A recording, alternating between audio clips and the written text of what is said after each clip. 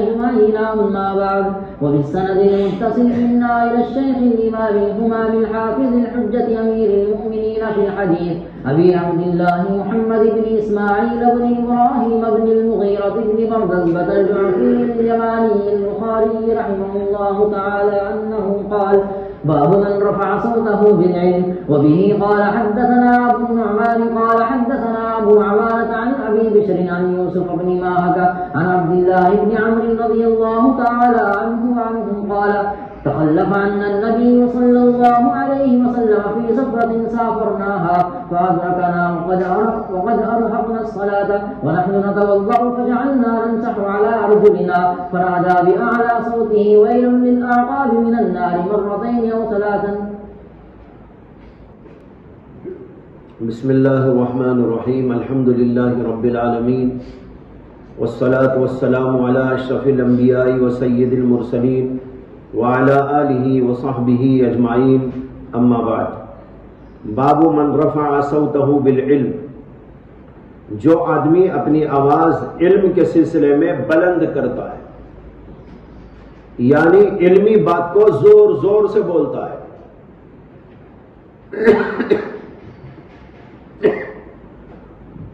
امام بخاری رحمۃ اللہ علیہ یہ باب قائم کر کے کیا بتانا چاہتے ہیں، کیا مقصد ہے؟ اس میں مختلف رائے ہیں حضرات شراح کی. حضرت شاہ ولی اللہ محدث دہلوی رحمۃ اللہ علیہ یہ فرماتے ہیں کہ رسول اکرم صلی اللہ علیہ وسلم کے بارے میں حدیث کے اندر آتا ہے: لیس بسخاب، اللہ کے نبی علیہ الصلوۃ والسلام شور ہنگامہ کرنے والے نہیں تھے، چیخنے پکارنے والے نہیں تھے. اس سے کسی کو یہ شبہ ہو سکتا تھا کہ اللہ کے رسول علیہ الصلوۃ والسلام دین کے بارے میں جو گفتگو کرتے ہیں تو وہاں بھی زور سے نہیں بولتے تھے، جبکہ حدیثوں کے اندر یہ بھی آیا ہے کہ جب آپ خطبہ دینے کے لیے کھڑے ہوتے تھے تو آپ کی آواز بلند ہو جاتی تھی. اعلی صوتہ، آپ کی آواز بلند ہو جاتی تھی اور آپ سرخ ہو جاتے تھے. احمر وجہہ، آپ کا چہرہ سرخ ہو جاتا تھا اور ایسے لگتے تھے جیسے کہ غصے میں ہو، اور غصے کی حالت کے اندر گویا اللہ کے نبی علیہ السلام خطبہ ارشاد کر رہے ہو. شاہ ولی اللہ محدث دہلوی کہتے ہیں کہ امام بخاری رحمۃ اللہ علیہ بتانا چاہتے ہیں کہ لیس بالسخاب جو آیا ہے وہ یوں ہی چیخ پکار کرنے اور زور زور سے بات چیت کرنے کے بارے میں ہے کہ اللہ کے نبی کی یہ شان نہیں تھی، اللہ کے نبی کی یہ صفت نہ تھی. لیکن علمی موضوع پر گفتگو کے وقت اللہ کے نبی علیہ السلام اپنی آواز بلند کرتے تھے اور کرنے کی گنجائش ہے، وہ سخاب ہونے میں داخل نہیں ہے. اس لیے یہ باب باندھا باب من رفع صوتہ بالعلم. بعض حضرات یہ کہتے ہیں کہ امام بخاری رحمۃ اللہ علیہ یہ بتانا چاہتے ہیں کہ قرآن کریم کے اندر آیا ہے وَغْضُضْ مِن صَوْتِكَ، اپنی آواز کو پست رکھو. إِنَّ أَنْكَرَ الْأَصْوَاتِ لَصَوْتُ الْحَمِيرِ، گدھے کی آواز سب سے زیادہ مکروہ آواز ہوتی ہے جو بہت چیختا ہے، پکارتا ہے. تو اس میں گویا تشبیہ ہے زور سے پکارنے والے کو گدھے کے ساتھ. ان انکر الاصوات لصوت الحمیر، سب سے بری آواز گدھے کی آواز. گدھے کو چیختا ہوا دیکھا ہوگا کبھی؟ چیختا نہیں، چیخا تو ایسا چیختا ہے سب کو خاموش کر دیتا ہے. تو اسی اللہ نے کہا ان انکر الاصوات لصوت الحمیر. تو بعض علماء کہتے ہیں کہ چونکہ قرآن میں آیا وغضض من صوتک، اپنی آواز کو پست رکھو، تو اس سے یہ سمجھ میں آتا تھا کہ کسی بھی موقع پر زور سے گفتگو نہیں کرنا ہے. امام بخاری نے باب قائم کر کے بتایا کہ نہیں، بعض موقعوں پر ضرورت کی بنا پر زور سے بھی بات کی جا سکتی ہے، جب کوئی علمی بات کہنا ہو، کوئی دین کی بات کہنی ہو یا کوئی اہم پیغام پہنچانا ہو تو ایسی صورت کے اندر زور سے گفتگو کرنے کی بھی اجازت ہے۔ اس کے لیے باب باندھا، باب من رفع صوتہ بالعلم۔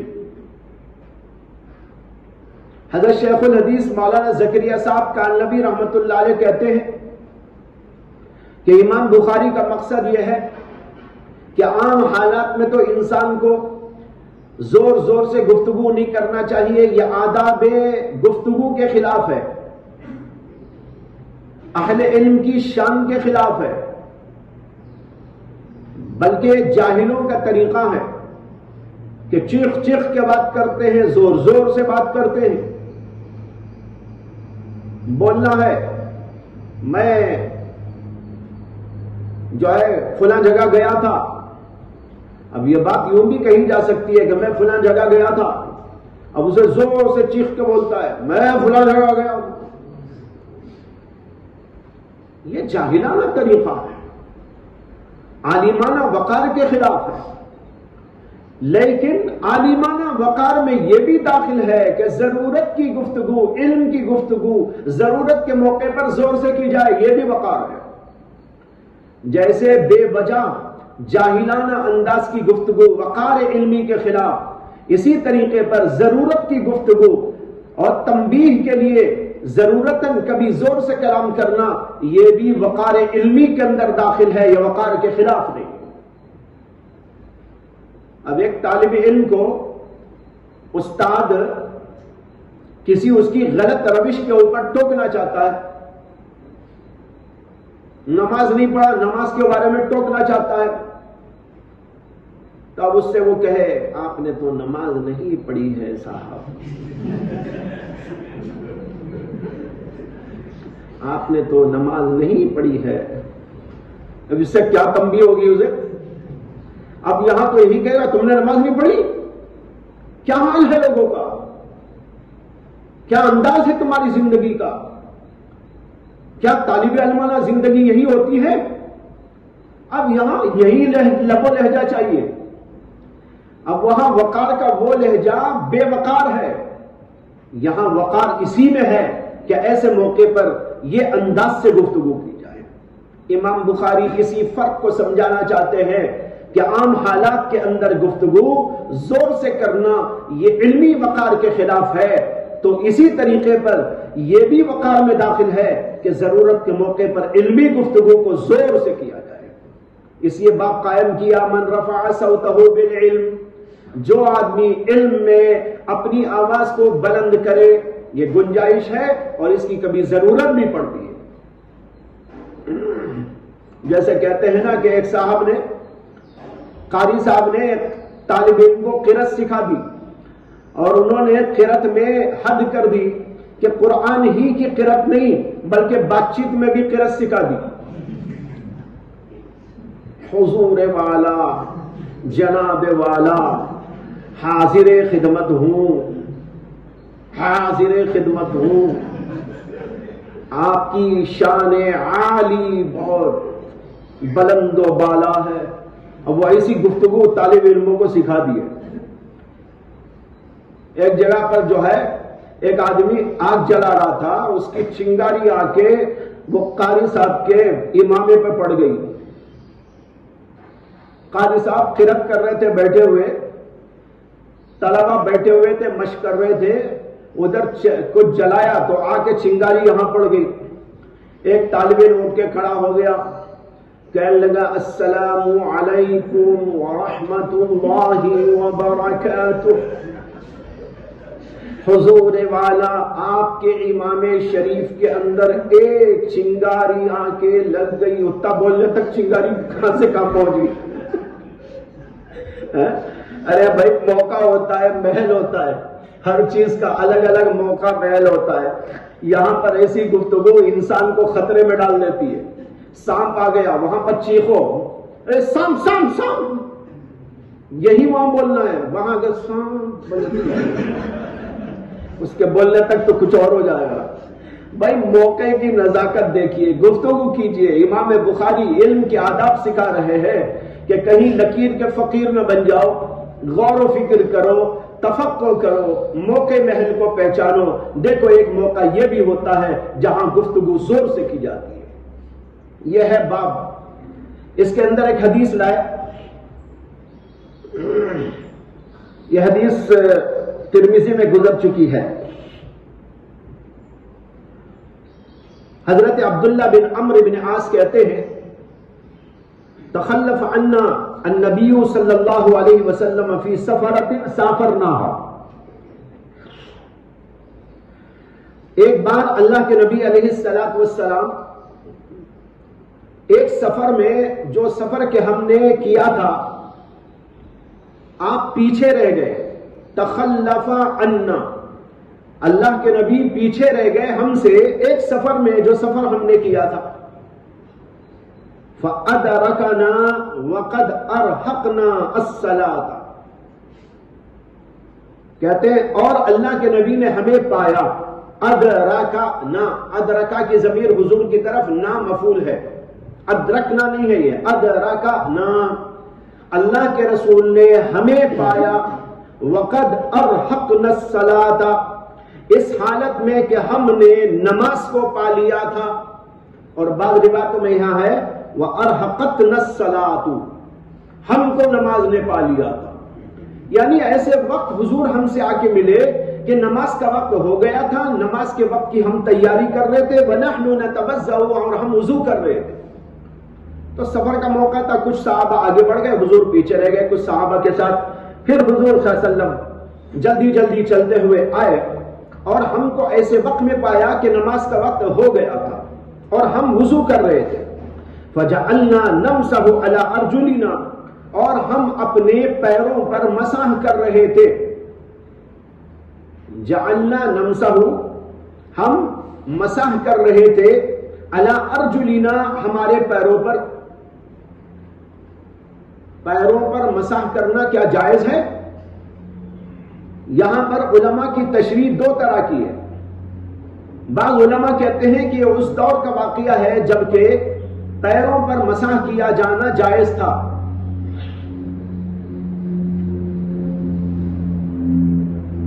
جمہور علماء اس کی تفسیر کہتے ہیں کہ ہم پیروں کو دھو رہے تھے. نمسحو غسل خفیف کے معنی میں استعمال کیا جاتا ہے. غسل خفیف، ہلکے پھلکے انداز سے دھونا. مسح اسے بھی کہتے ہیں. لہذا اس کا ترجمہ ہوگا فجعلنا نمسحو، ہم ہلکے پھلکے انداز پر اپنے پیروں کو دھو رہے تھے. یہی تفسیر اس کی صحیح ہے. یہاں مسح کو مسح کے معنی میں لینا صحیح نہیں ہے، اس لیے کہ مسح کو مسح کے معنی میں لینے کا مطلب یہ ہے کہ ہم یہ مانیں کہ کسی زمانے میں مسح کرتے تھے، اس زمانے میں واقعہ پیش آیا. اگر مسح کے زمانے میں یہ واقعہ پیش آیا تو اللہ کے نبی علیہ الصلوۃ والسلام ٹوکتے کیوں تھے ان صحابہ کو؟ آگے ہے فنادا بِأَعْلَى صَوْتِهِ وَيْلٌ لِّلْعَقَابِ مِنَ النَّارِ. اللہ کے نبی نے بلند آواز سے کہا ان ایڑیوں کے لیے جہنم کی ویل ہے، جہنم کی وعید ہے. ارے بھائی مسح جو ہوتا ہے نا وہ پورے پیر پہ تھوڑا ہی ہوتا ہے. مسح میں تو صرف ہاتھ ایسا پھیرا جاتا ہے، وہ تو پورا پیر ہی سوکھا رہتا ہے. تو ایڑیوں کا کیا قصہ ہے؟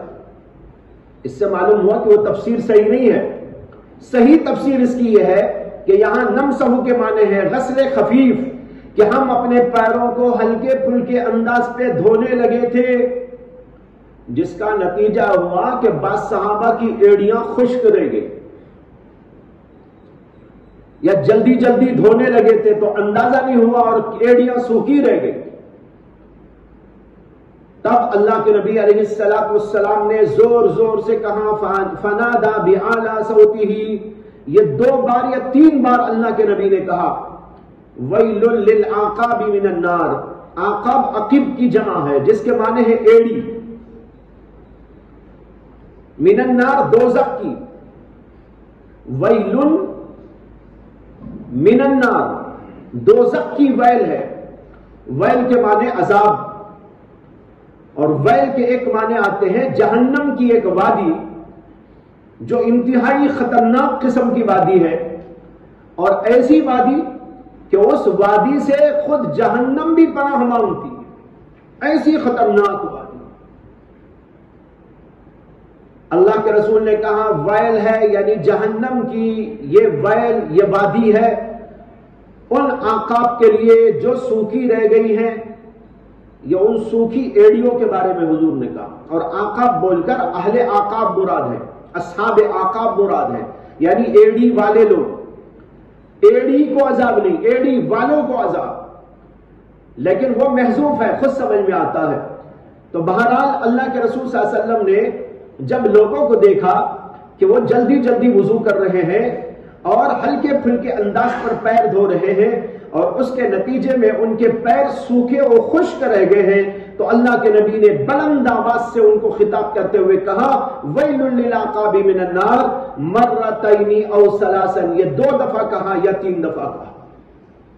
اس سے امام بخاری نے استدلال کیا ہے کہ ضرورت کے موقع پر زور سے علمی بات کہی جا سکتی ہے۔ اب یہ موقع ہی ایسا تھا کہ وہاں آپ زور سے ہی بولتے، اس میں قسم کی ڈانٹ ہے، تنبیہ ہے، اور ایسے موقع پر زور سے گفتگو کرنا ہی مؤثر ہوتی ہے، اور زور سے گفتگو کرنا ہی آداب گفتگو کے مطابق اور مناسب بھی ہے۔ اس لیے اللہ کے نبی علیہ السلام نے بلند آواز سے گفتگو فرمائی۔ اسی سے امام بخاری نے باب قائم کر دیا من رفع صوتہ بالعلم، جو آدمی علمی گفتگو بلند آواز سے کرتا ہے یہ اس کے لیے جائز ہے، درست ہے، موقع اور حالات کے تناسب کے مناسب حالات دیکھ کر ایسی گفتگو کرنے کی اجازت ہے۔ ہاں جہاں ایسی ضرورت نہیں ہے تو وہاں بولنا نہیں چاہیے زور سے۔ تو یہ سب حالات کے تقاضے کی بنیاد پر ہے۔ تقاضے وہ بھی ہوتے ہیں جہاں پر کہ آہستہ بولا جائے، تقاضے وہ بھی ہوتے ہیں جہاں پر بلند آواز سے زور سے کہا جائے۔ دونوں قسم کے مواقع ہوتے ہیں، اور ایک وہ موقع ہوتے ہیں جہاں پر بہت ہی سنجیدہ گفتگو ہوتی ہے۔ بعض جگہ پر ایسی بھی ضرورت پڑتی ہے کہ تنبیہ کے لیے آدمی کو چیخ کے بولنا پڑے، لیکن اگر وہ موقع کے مناسب حال ہے تو درست ہے۔ جیسے ابھی میں نے مثال دی، سانپ آ گیا، اب وہاں وقار سب اٹھا کے بازو رکھ دینا ہے، چیخ کے بولنا ہے تاکہ اس کے خطرے سے لوگوں کو بچایا جائے۔ تو یہ مناسب حال اوقات میں جیسی ضرورت ہے ویسے انداز کا کلام کرنا چاہیے۔ یہ ہے امام بخاری کا اس باب سے مقصد۔ جی اگلا باب۔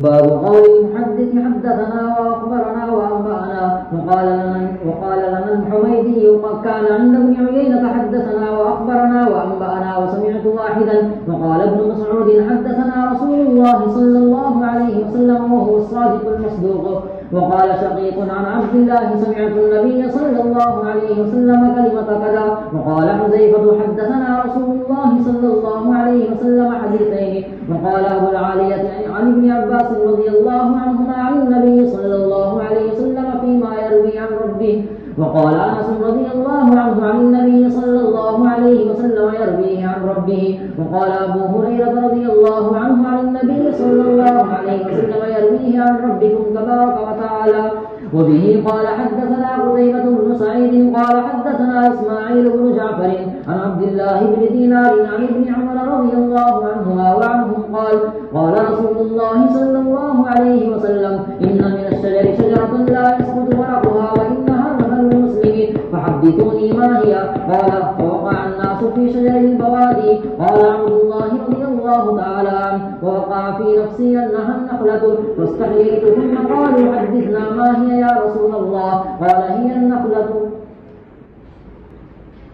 باب قول المحدث حدثنا واخبرنا وانبانا۔ امام بخاری رحمۃ اللہ علیہ علم کے ابواب قائم کر رہے ہیں اور اس کے اندر بہت سارے علمی مسائل کو گھیریں گے اور کچھ اصطلاحی الفاظ کی تشریح بھی کرنا چاہیں گے تاکہ پڑھنے والوں کو اس سلسلے کی بصیرت حاصل ہو جائے۔ اسی سلسلے میں یہ باب قائم کیا ہے باب قول المحدث حدثنا واخبرنا وانبانا۔ محدث کا یہ کہنا کہ ہم سے حدیث بیان کی، ہمیں خبر دی اور ہم کو بتایا. یہ حدثنا، اخبرنا، انبانا، محدثین اپنی روایت پیش کرتے ہوئے یہ الفاظ بولتے، جیسے کہ آپ جگہ جگہ پڑھتے آ رہے. بعض جگہ پر آ رہا ہے حدثنا، بعض جگہ آتا ہے اخبرنا، اور بعض جگہ آتا ہے انبانا. معنی سب کے ایک ہے.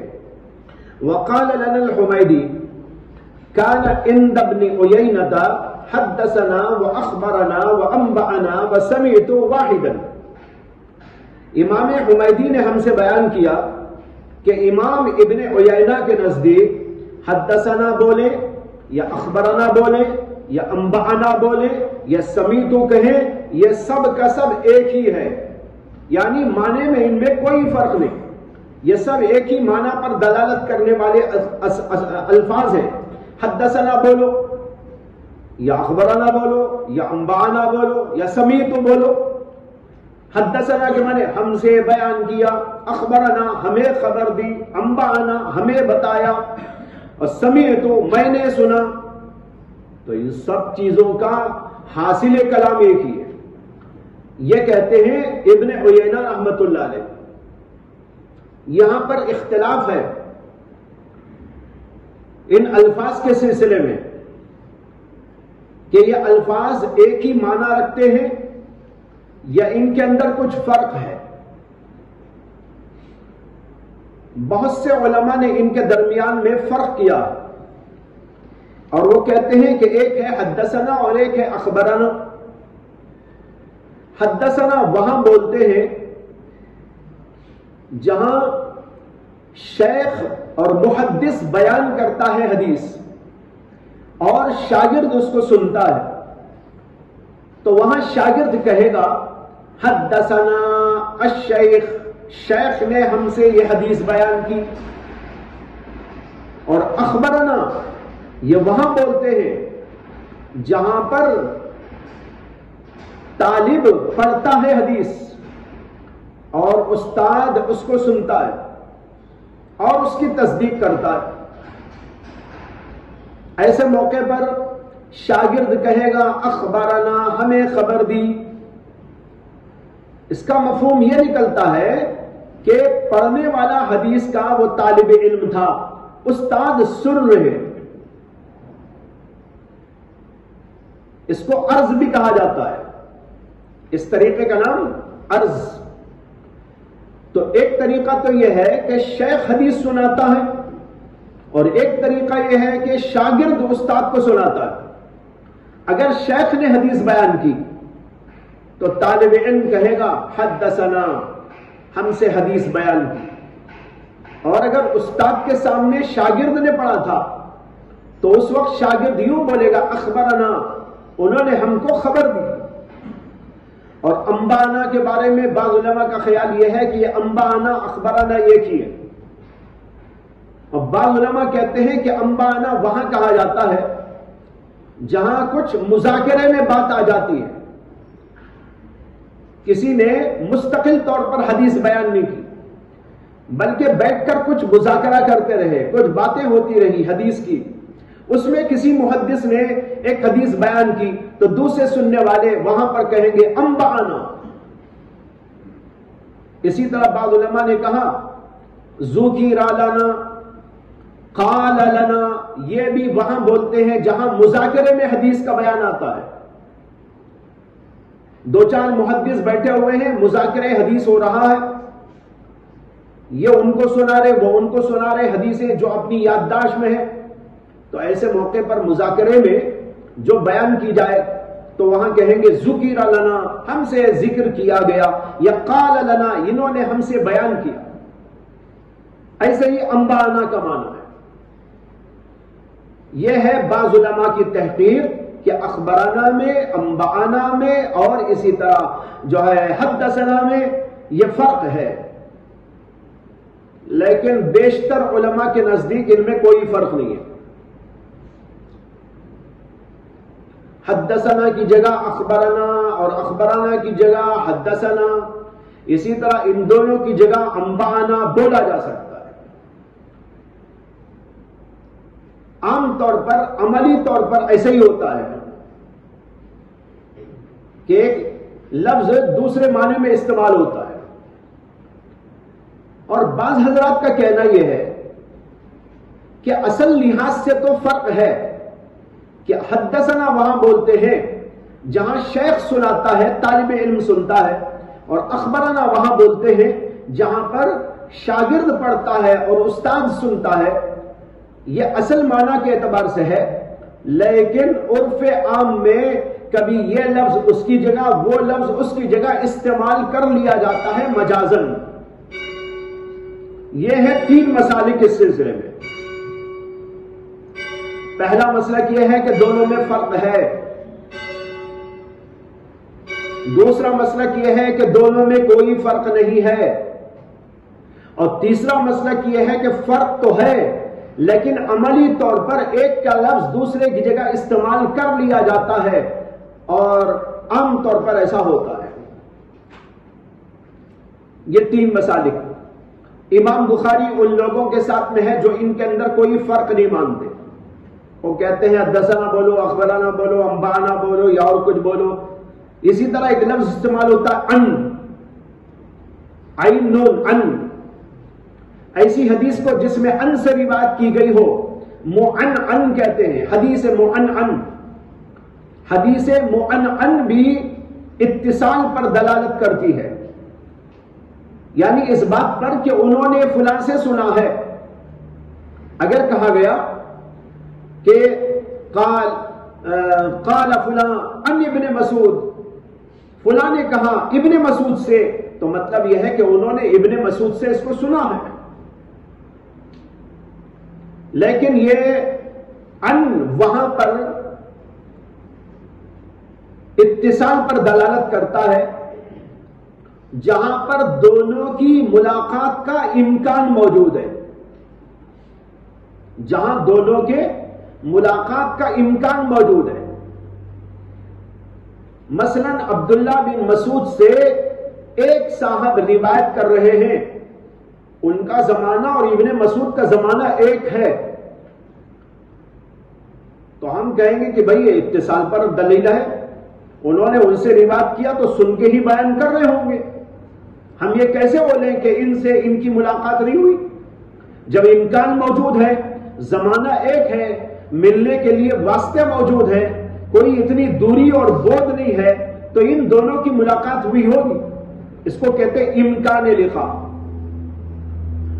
اور بعض علماء کے نزدیک ان وہاں پر متصل معنی دیتا ہے جہاں پر دونوں کی ملاقات کا ثبوت بھی ہو، محض امکان نہیں. یہ امام بخاری کا مسلک ہے.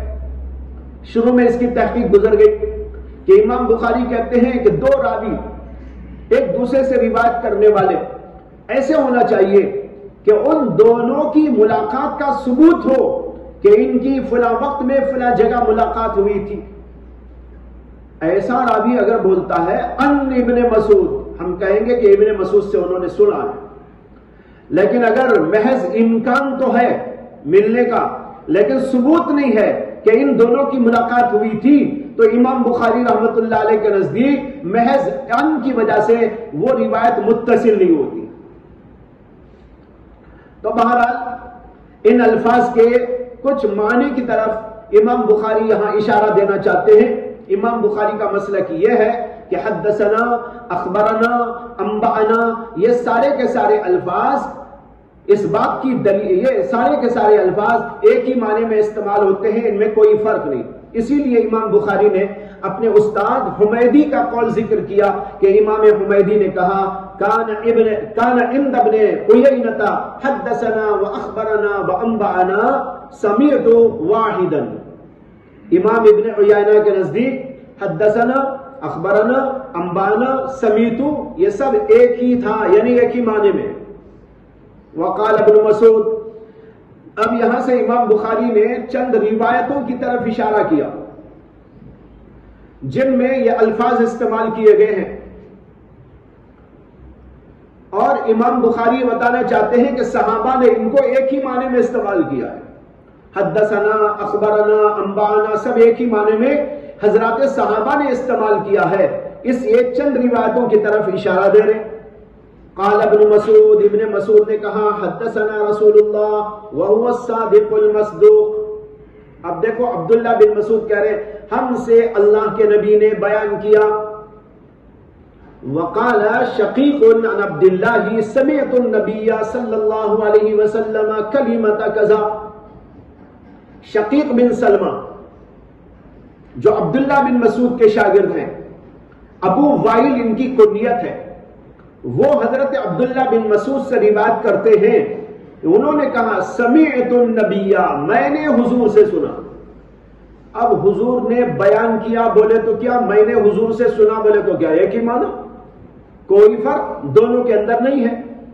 وقال حذیفہ، حذیفہ بھی کہتے ہیں حدثنا رسول اللہ حدیثین، اور ابو العالیہ ابن عباس سے نقل کرتے ہوئے کہتے ہیں عن النبی صلی اللہ علیہ وسلم فیما یروی عن ربہ، اللہ کے رسول نے روایت بیان کی، اللہ کے نبی صلی اللہ علیہ وسلم سے انہوں نے روایت کیا، اس میں جو وہ یعنی اللہ کے نبی اللہ سے روایت کرتے، فیما یروی عن ربہ، نبی علیہ السلام جو بھی حدیث بیان کرتے تھے وہ اللہ ہی کی طرف سے ہوتی تھی، چاہے اس کو بیان کیا جائے چاہے اس کو بیان نہ کیا جائے، دونوں صورتوں میں وہ محمول ہے اس بات پر کہ وہ اللہ کی طرف سے اللہ کے نبی کو بتائی گئی ہے، اسے کہ اللہ نے قرآن میں کہا وَمَا يَنْطِقُ عَنِ الْهَوَىٰ إِنْ هُوَ إِلَّا وَحْيٌ يُوحَىٰ، نبی اپنی طرف سے کچھ نہیں کہتے بلکہ وہی بات کہتے ہیں جو ان کے اوپر اللہ کی طرف سے وحی میں نازل ہوتی ہے۔ تو معلوم ہوا کہ اللہ کے نبی جو بھی کہتے ہیں وہ اللہ کی طرف سے بیان کرتے ہیں، چاہے اس کو بیان کرو یا بیان نہ کرو، کبھی ایسا بیان بھی کر دیتے ہیں۔ ابن عباس سے روایت ہے، وہ اللہ کے نبی سے روایت کرتے ہیں، اور اللہ کے نبی علیہ السلام روایت کرتے ہیں اپنے رب کی طرف سے۔ جہاں یہ تصریح ہوتی ہے ایسی حدیث کا نام حدیث قدسی ہو جاتی ہے، جہاں ایسی تصریح نہیں ہوتی اس کو بس حدیث بولتے ہیں۔ اس کے اندر ان کا لفظ آیا، دیکھو ابن عباس سے روایت کر رہے ہیں ابو العالیہ، اور ابن عباس روایت کر رہے ہیں رسول اللہ صلی اللہ علیہ وسلم سے۔ ابو العالیہ بھی کہتے ہیں ان ابن عباس، اور ابن عباس بھی کہتے ہیں ان النبی صلی اللہ علیہ وسلم، اور رسول اللہ بھی کہتے ہیں ان ربہ، سب جگہ پر ان آئی، یہ روایت معنعن ہے۔ امام بخاری کا مسلک یہ ہے کہ دونوں کی ملاقات کا ثبوت ہو تو وہ روایت اتصال پر محمول ہوگی کہ انہوں نے ان سے سنا ہے، لہذا یہ سننے پر دلالت کرے گا، تو جو معنی سمیتو کا ہے وہ ان کا ہو جائے گا۔ ہاں اگر کوئی آدمی ایسا روایت کر رہا ہو جو اپنے استاد سے ملاقات نہیں رکھتا، امکان تو ہے لیکن ثبوت نہیں ہے، تو امام بخاری اسے متصل نہیں مانتے۔ آگے ہے وقال انس عن النبی صلی اللہ علیہ وسلم یرویہ عن ربی، یہاں بھی انس کہتے ہیں اللہ کے نبی صلی اللہ علیہ وسلم سے روایت ہے، اور ابو ہریرہ بھی کہتے ہیں عن النبی صلی اللہ علیہ وسلم یرویہ عن ربکم۔ ان سب جگہوں پر ان آیا، تو معلوم ہوا کہ حدثنا بولنا، سمیتو بولنا یا ان بولنا یہ سب ایک ہی ایک معنی میں ہے، اور اخبرنا کا ذکر یہاں پر نہیں آیا، اور اسی طرح انبانا کا نہیں آیا، لیکن امام بخاری بتا رہے ہیں کہ یہ بھی ایک ہی معنی میں ہے، سب ایک ہی معنی میں استعمال کیا جاتا ہے۔ اس کے بعد امام بخاری رحمۃ اللہ علیہ نے ایک حدیث ذکر کی ہے، حدیث یہ ہے کہ عبداللہ بن عمر رضی اللہ عنہ روایت کرتے ہیں کہ قال رسول اللہ صلی اللہ علیہ وسلم ان من الشجر شجرة لا يسقط ورقها وانها مثل المسلم یا مثل المسلم، دونوں طرح پڑھ سکتے ہیں اسے۔ حدثونی ما ہی قال فوقع الناس في شجر البوادي قال عبد الله ووقع في نفسه انها النخلة فاستحييت ثم قالوا حدثنا ما هي یا رسول اللہ قال هي النخلة۔ عبداللہ بن عمر کہتے ہیں کہ رسول اللہ صلی اللہ علیہ وسلم نے فرمایا درختوں میں سے ایک درخت ایسا ہے جس کے پتے جھڑتے نہیں، اور اس کی مثال ایسی ہے جیسے کہ مسلمان، وَإِنَّهَا مَثَلُ الْمُسْلِمِ یا مِثْلُ الْمُسْلِمِ، وہ مسلمان کی طرح ہے۔ حدثونی ماہیہ، مجھے بتاؤ کیا ہے وہ؟ راوی کہتے ہیں عبداللہ بن عمر، فَوَقَعَ النَّاسُ فِي شَجَرِ الْبَوَادِ، صحابہ کرام جو بیٹھے ہوئے تھے وہ جنگلات کے درختوں کے بارے میں پڑ گئے، یعنی سوچ بچار میں پڑ گئے، جنگل کے درختوں کے بارے میں سوچنے لگے، وہ ہوگا وہ ہوگا وہ ہوگا فلاں ہوگا، وہاں کے درختوں کے بارے میں ان کا خیال جانے لگا۔ عبداللہ بن عمر کہتے ہیں وَوَقَعَ فِي نَفْسِهِ أَنَّهَا النَّخْلَةُ، لیکن میرے دل میں یہ بات آئی کہ یہ درخت جس کا اللہ کے نبی ذکر کر رہے ہیں یہ درخت نخلا ہے، یعنی کھجور کا درخت ہے۔ فَاسْتَحْيَيْتُ، لیکن میں اسے پیش کرنے میں شرم آ گیا، پیش نہیں کیا، شرم آ گئی۔ ثُمَّ قَالُوا، صحابہ غور فکر کرتے کرتے تھک گئے، کچھ سمجھ میں نہیں آیا، انہوں نے کہا حدثنا ما ہی یا رسول اللہ، اے اللہ کے نبی آپ ہی بتا دیجئے وہ کون سا درخت ہے۔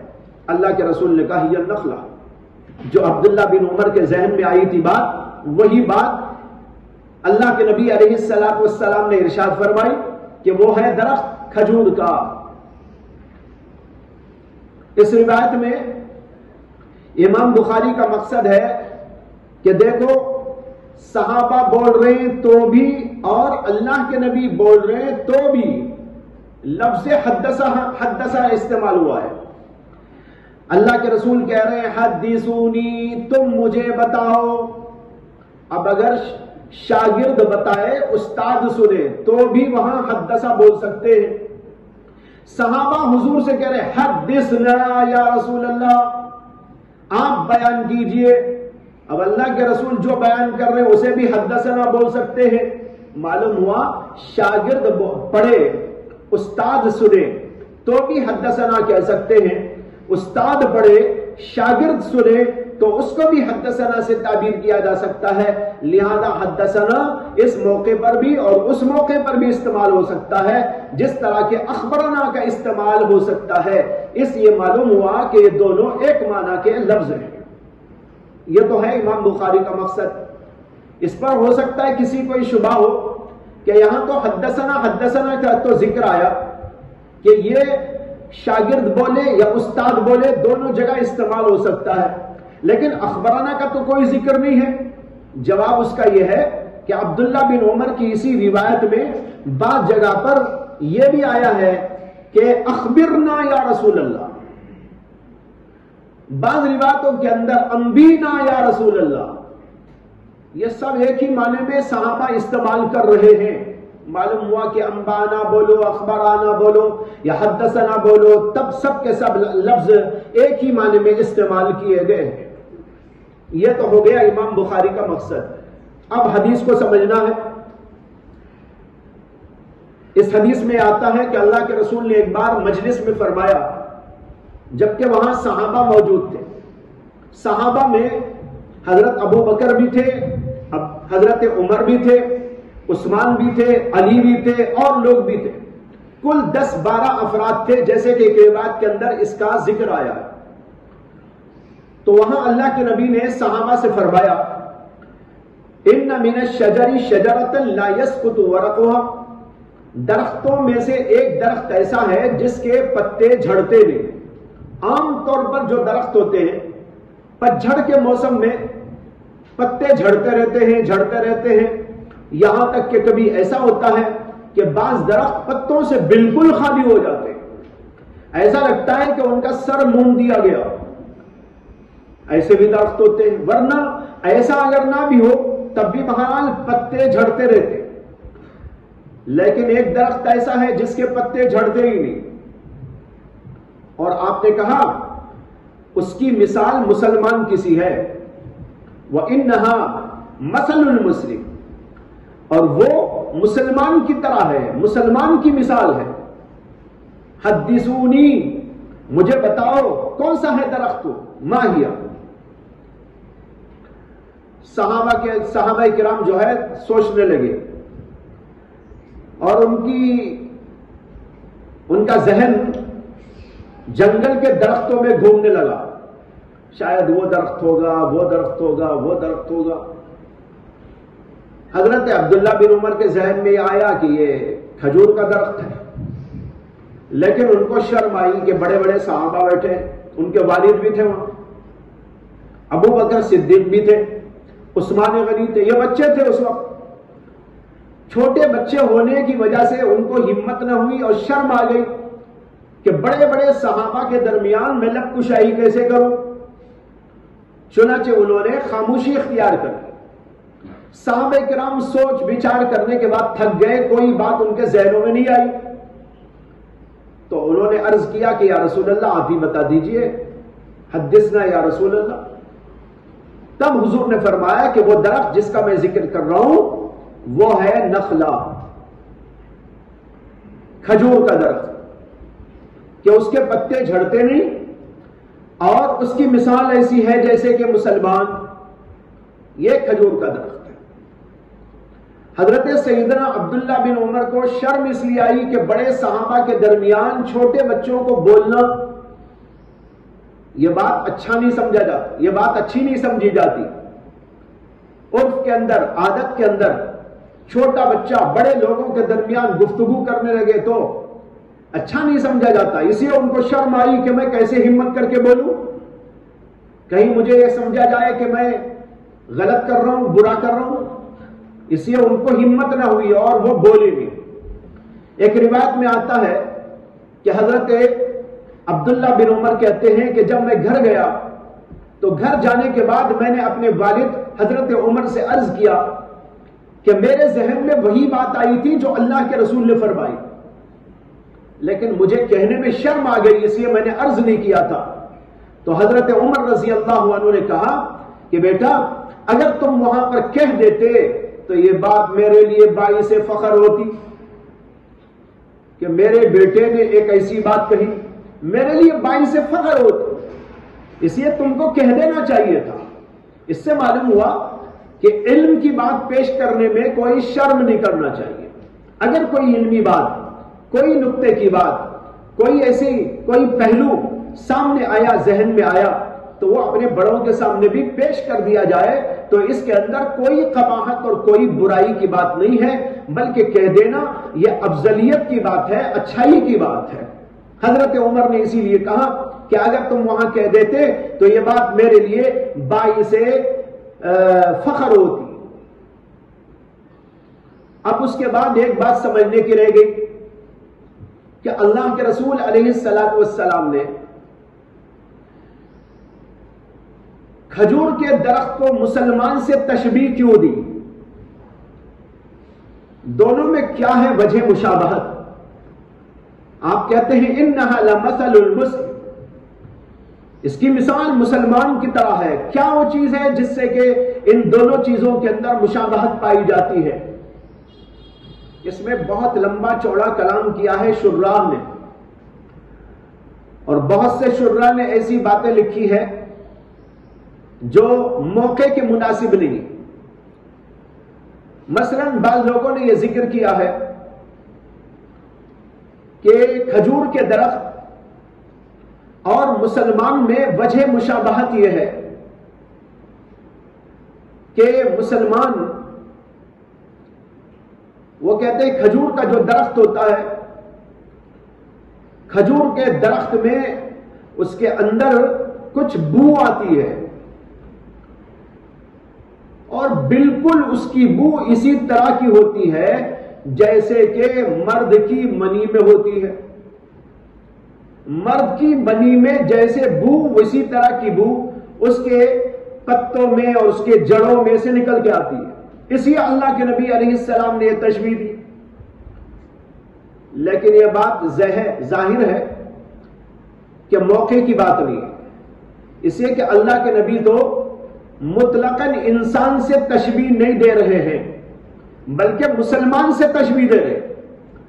اور وہ جو منی کی بو کا مسئلہ ہے وہ کافر کو بھی آتی ہے، مسلمان کی بھی آتی ہے، اس میں مسلمان کی کیا تخصیص ہے؟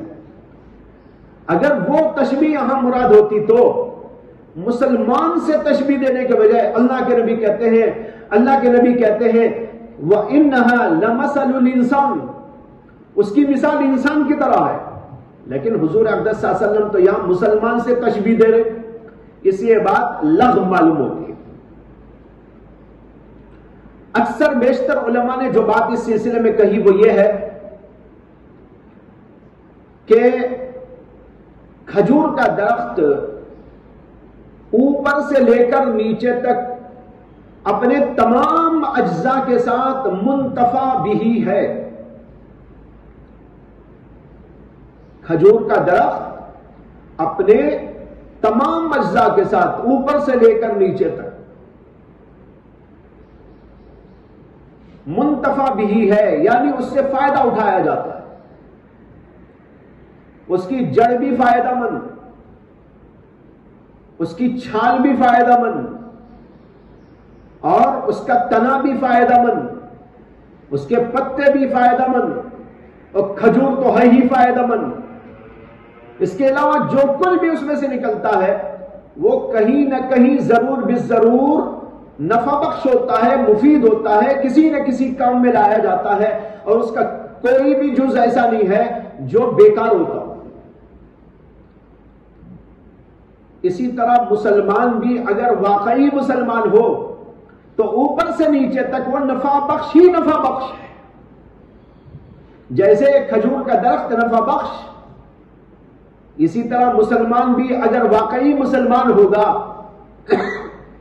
اس کے عقائد مسلمانوں کے ہو، اس کے اعمال مسلمانوں کے ہو، اس کے اخلاق مسلمانوں کے ہو، اس کی تہذیب اور اس کا انداز زندگی مسلمان کا ہو، تو ایسی صورت کے اندر مسلمان ساری دنیا کو نفع پہنچانے والا ہوگا، اور اس کی ہر چیز سے لوگوں کو فائدہ پہنچے گا. وہ بولے تو فائدہ، وہ خاموش رہے تو فائدہ، وہ کچھ کرے تو فائدہ، وہ چیخے تو فائدہ، وہ روئے تو فائدہ، وہ ہنسے تو فائدہ. اللہ والوں کا حال دیکھو، وہ روتے ہیں تو لوگوں کو رونا آتا ہے، وہ ہنستے ہیں تو اس کے اندر بھی کوئی فضیلت مآب بات ہوتی ہے، وہ خاموش رہتے ہیں تو ان کی خاموشی بھی کوئی بات کہتی ہے، اور اگر وہ بولتے ہیں تو اس کے بولنے پر ہزاروں علوم کے دریا ان کے سینے مبارک سے نکل کر زبان سے جاری ہو جاتے ہیں، اور علوم ہی علوم نظر آتے ہیں. تو اس طرح ایک مسلمان ساری دنیا کے لیے نفع بخش ہوتا ہے اور ہدایت دینے والا ہوتا ہے، لوگوں کے لیے فائدہ پہنچانے والا ہوتا ہے. اس لیے نبی اکرم صلی اللہ علیہ وسلم نے فرمایا کہ اس کی مثال ایسی ہے جیسے کہ مسلمان، کہ اس کا بھی ہر جز مسلمان کی طرح فائدہ بخش ہوا کرتا ہے. یہ بات حضرت عبداللہ بن عمر کو سمجھ میں آئی، لیکن دوسرے صحابہ کا ذہن وہاں پر نہ گیا. ایسا ہو جاتا ہے کہ کبھی ایک بات چھوٹے کو سمجھ میں آ جاتی ہے اور بڑے کو نہیں سمجھ میں آتی. ایسا بہت دفعہ ہوتا ہے، کوئی بات بڑے کے ذہن میں نہیں آئی اور چھوٹے کے ذہن میں آ گئی، اور اس نے وہ بات بیان کی تو بڑے نے اس کو قبول کر لیا. اب یہاں بڑے بڑے صحابہ موجود تھے، حضرت ابو بکر صدیق تھے جو عالم الصحابہ تھے، افضل الصحابہ تھے، افقہ الصحابہ تھے. حضرت عمر بھی موجود تھے جو افقہ الصحابہ تھے. اسی طرح علی موجود تھے جن کے ذہن کے بارے میں کیا کہنا، ان کے تفقہ کے بارے میں کیا کہنا، کہ وہ صحابہ کرام کے اندر ایک عجیب مثال تھے علم کی. اسی طرح حضرت عثمان غنی رضی اللہ تعالیٰ عنہ، حضرت عمر کا ذہن ایسی ایسی جگہوں پہ چلا جاتا تھا کہ لوگ حیران رہ جاتے تھے. ایک بار ایک عجیب واقعہ پیش آیا حضرت علی اور عمر کے ساتھ. سناؤں یا چھوڑ دوں؟ سننا ہو تو سنا دیتا ہوں، نہیں سننا ہو تو چھوڑ دیتا ہوں. واقعہ یہ پیش آیا کہ ایک عورت ایک مرد پر فریفتہ ہو گئی، لیکن وہ اسے منہ نہیں لگاتا تھا، تو اسے غصہ آ گیا، تو اس نے ایک ترکیب کی اس آدمی کو بدنام کر لے اور اسے سزا دلا لے. تو اس نے کیا کیا، کہ حضرت عمر کے دربار میں جا کر شکایت کی اور کہا کہ اس آدمی نے میرے ساتھ برائی کی. حالانکہ وہ تو اسے منہ بھی نہیں لگاتا تھا، لیکن جا کر جھوٹی شکایت کی اور کہا کہ یہ آدمی نے میرے ساتھ زیادتی کی ہے، میرے ساتھ برائی کی ہے. اور اس کی دلیل یہ ہے کہ دیکھو وہ کپڑے میں لائی ہوں جن کپڑوں میں منی کے قطرات لگے ہوئے ہیں، اور وہ کپڑے کے ساتھ حاضر ہو گئی. حضرت عمر رضی اللہ عنہ دیکھ کر پریشان ہو گئے. اس کے بعد اس آدمی کو بلا کر اس سے پوچھا تو وہ پوری بات بتایا کہ میرے سے اس کا کوئی کسی قسم کا دور دور تک کا تعلق نہیں، میں نے تو کبھی اس کی طرف دیکھنا بھی گوارا نہیں کیا. وہ بھی سچا پکا آدمی تھا. حضرت عمر رضی اللہ تعالی عنہ پریشان ہو گئے کہ اس کا بیان ایسا ہے اور اس کا بیان ایسا ہے، اور بیان کے ساتھ میں یہ بھی ہے دلیل. تو حضرت علی رضی اللہ عنہ کو بلایا حضرت عمر نے اور کہا کہ علی قصہ ایسا پیش آیا ہے. حضرت علی سے حضرت عمر رضی اللہ عنہ قضاوت میں بہت زیادہ مدد لیتے تھے.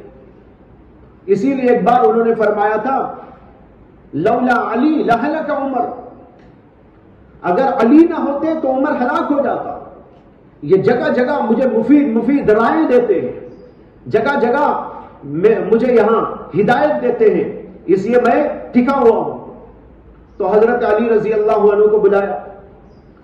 حضرت علی رضی اللہ عنہ آئے اور دیکھا، پوری بات سنی اور وہ کپڑا دیکھا، اور سب دیکھنے کے بعد حضرت علی نے کہا کہ امیر المؤمنین ایک لوٹے میں گرم پانی منگائیے، ایک لوٹے میں گرم پانی منگائیے. حضرت عمر نے حکم دے دیا، خادم پانی لے کر گرم گرم کھولتا ہوا پانی آ گیا. حضرت علی نے فرمایا خادم سے کہ یہ کپڑے کے اوپر پانی ڈالو گرم گرم. پانی ڈالتے ہی وہ پک گیا، انڈا بن گیا. پانی گرم گرم ڈالتے ہی وہ کیا ہو گیا؟ پکا ہوا انڈا دیکھا ہے نا کیسا ہوتا ہے؟ اجلا وائٹ، زردی اندر پیلی ہوتی ہے اور اس کے اوپر جو ہوتا ہے وہ سفید ہوتا ہے. اس عورت نے یہ چالاکی کی تھی کہ انڈا پھوڑ کر وہ جو سفیدی ہوتی ہے وہ سفیدی کپڑے کے اوپر لگا کے لائی تھی. حضرت علی کرم اللہ تعالی وجہ سمجھ گئے، اور وہ سمجھ گئے یہ انڈا ہے تو پک جائے گا تو بالکل ویٹ ہو جائے گا کپڑے کی طرح. چنانچہ پانی ڈالتے ہی وہ پکا اور پکا انڈا یوں بن گیا. حضرت علی رضی اللہ عنہ نے امیر المؤمنین کو بتایا کہ دیکھو اس کی چالاکی، وہ مکاری، وہ عیاری، کہ یہ تو انڈا ہے اور انڈا پک کے تیار ہو گیا. اگر یہ منی کے قطرات ہوتے تو کبھی ایسا نہیں ہو سکتا. یہ واقعہ علامہ ابن القیم رحمہ اللہ نے اپنی کتاب الطرق الحکمیہ فی السیاست الشرعیہ کے اندر بیان کی ہے. یہ بڑی لاجواب کتاب ہے سیاست شرعیہ پر. پہلے زمانے میں کوئی بھی آدمی قاضی بنایا جاتا تھا تو ایک کتاب اس کو پڑھائی جاتی تھی. تو بھئی ایسے ذہین تھے، ایسے فتیل لوگ تھے، لاجواب اللہ نے ان کو بصیرتیں عطا فرمائی. ایسے بڑے واقعات ہیں. خاص طور پر اس کتاب میں جو میں نے ابھی عرض کی آپ کے سامنے الطرق الحکمیہ فی السیاست الشرعیہ، اس کے اندر حضرات صحابہ کے عجیب عجیب واقعات اور حالات، ان کے تفقع اور بصیرت اور ذہنی ان کی پرواز، اس کے لیے بڑے دلائل آپ کو اس کے اندر ملیں گے. تو میں عرض یہ کر رہا تھا کہ حضرت عمر بھی موجود تھے، حضرت علی بھی موجود تھے، لیکن ذہن نہیں گیا. اور ایک بچے کا ذہن چلا گیا، عبداللہ بن عمر رضی اللہ عنہ کا. ایسا کبھی ہو جاتا ہے، لیکن اس سے نہ بڑے کی شان گھٹتی ہے، نہ چھوٹا بڑا بن جاتا ہے. بڑا بڑا ہی رہتا ہے، چھوٹا چھوٹا ہی رہتا ہے. اگر شاگرد کے ذہن میں کوئی بات آ جائے تو اس کو یہ سمجھنا چاہیے کہ اساتذہ کی برکت سے میرے ذہن میں بات آ گئی. یہاں پر اگر حضرت عبداللہ بن عمر کے ذہن میں آئی تو ان کو یہ سمجھنا چاہیے اللہ کے نبی کی برکت سے، صحابہ کرام کی برکت سے میرے ذہن میں آ گئی، یہی سمجھنا چاہیے ایسے موقع پر۔ اگر شاگرد اس کے بجائے یہ سمجھتا ہے کہ میں استاد سے بڑھ گیا ہوں، یہ اس کی حماقت کی دلیل ہے، اور جو ایسا سمجھے گا اس کی حماقت اس کے سامنے چند ہی دن میں واضح بھی ہو جائے گا۔